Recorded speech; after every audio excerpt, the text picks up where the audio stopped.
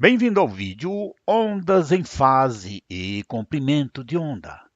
Se as cristas de duas ondas se formam no mesmo instante, então essas partes das duas ondas estão em fase. E se as cristas e os vales se formam no mesmo instante e os nodos coincidem, então, as duas ondas estão inteiramente em fase, como você pode verificar nesta figura. No eixo vertical aqui, eu coloquei a amplitude e aqui na horizontal o tempo. Observe que as cristas se formam no mesmo instante. E os vales também, aqui, ó, o vale desta onda e o vale desta onda se formam no mesmo instante. Esta onda, cristas no mesmo instante. E os nodos coincidem. Portanto, essas duas ondas estão inteiramente em fase. Mas, se em um par de ondas as duas cristas não aparecem no mesmo instante, então elas estão fora de fase. E isto você pode verificar aqui nesta figura. Olha aqui o eixo da amplitude e aqui o eixo dos tempos. Elas cristas se formam em instantes diferentes, elas não se formam no mesmo instante. Portanto, as duas ondas estão inteiramente fora de fase.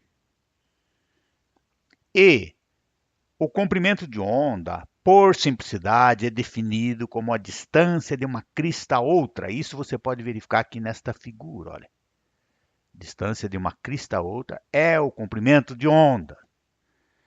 Mas a distância entre duas cristas sucessivas, como está indicado aqui, é idêntica à distância entre dois vales sucessivos. Está aqui, olha. Que também é idêntica à distância entre o nódo ascendente, é a distância de um nódo ascendente ou ao outro nódo ascendente. Aqui um nódo ascendente a outro nódo ascendente. Observe que eu não coloquei aqui, mas pode dizer também que é idêntico à distância entre um nódo descendente, que é este ponto aqui, ao outro nódo descendente. E podemos formar uma onda de várias maneiras, os pedaços. Por exemplo, uma onda formada por pedaços de uma crista a outra. Está aqui nesta figura, ó, onda formada por pedaços de uma crista a outra.